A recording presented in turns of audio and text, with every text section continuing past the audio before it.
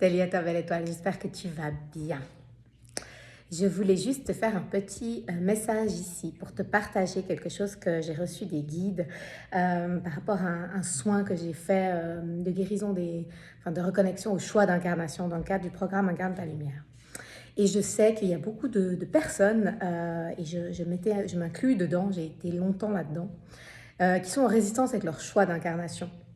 Tu sais, des pensées du genre j'ai coché trop de cases avant d'arriver ici, mon âme elle s'est trompée, voilà c'est trop dur, j'ai pas pu choisir de vivre dans un environnement aussi voilà intense, compliqué, etc. Et c'est normal d'avoir ce genre de pensée et c'est normal de ressentir parfois ce genre de résistance. Mais j'ai juste envie du coup de te partager l'image des guides que j'ai trouvé vraiment chou. Parce que bien sûr qu'il y a des personnes qui ont des choix d'incarnation, qui font des choix d'incarnation a priori qui paraissent plus simples que d'autres. Il y a des personnes qui, même s'il n'y a pas du tout de hiérarchie dans la souffrance, hein, c'est pas du tout le message, mais voilà, il y a des personnes qui font des choix d'incarnation très intenses, forts. Et pourquoi en fait une personne va choisir tel ou tel type d'incarnation, de vivre tel ou tel type d'épreuve, et une autre de vivre des épreuves plus simples. Il y a des personnes qui ont fait des choix d'incarnation où ils vivent beaucoup de joie et de légèreté. Il y a des personnes qui vont vivre souvent beaucoup d'épreuves et beaucoup de souffrances, même si on a tous notre lot, on est bien d'accord. Le message ici était de se rappeler. On vient ici pour expérimenter. Notre âme, elle vient sur Terre pour expérimenter. C'est ça qu'on est venu faire, expérimenter. Le plus haut sentiment qu'on peut expérimenter sur Terre, c'est la sensation d'unité dans la matière. C'est ça qu'on vient expérimenter. Maintenant, il y a des axes d'incarnation et on n'expérimente pas l'unité dans la matière à notre première incarnation. Okay. Donc on vient ici pour expérimenter. Et les guides donnaient cette image-là. Ils parlaient de bonbons. Donc, tu prends un bonbon, un caramel tout doux, par exemple. Voilà, un caramel tout doux, quand tu le mets dans la bouche, c'est doux, c'est agréable, il n'y a pas de surprise. Tout le monde quasiment va aimer le goût du caramel doux, de ce sucré, etc. Et puis, il y a des bonbons, tu sais, alors je ne sais pas comment on appelle ça, mais c'est des bonbons que moi j'avais quand j'étais petite, c'est des bonbons qui arrachent. Tu mets le bonbon dans la bouche, puis ça fait pshhh. Voilà. Donc, qu'est-ce qui fait? Donc, déjà, est-ce qu'un caramel doux, c'est mieux qu'un bonbon qui arrache? Est-ce qu'un bonbon qui arrache, c'est mieux qu'un caramel doux? C'est juste des expériences différentes dans la bouche. On est d'accord? Et du coup, c'est vraiment cette idée qu'il y avait par rapport au choix d'incarnation, c'est de se dire, il y a des personnes qui vont faire des choix, des incarnations peut-être plus légères, plus douces, qui sont venues expérimenter une certaine joie, une certaine légèreté, etc. Il y a des personnes qui sont venues expérimenter l'alchimisation de choses très lourdes, de traverser à travers des épreuves, des fois d'avoir l'impression qu'on n'en sort pas.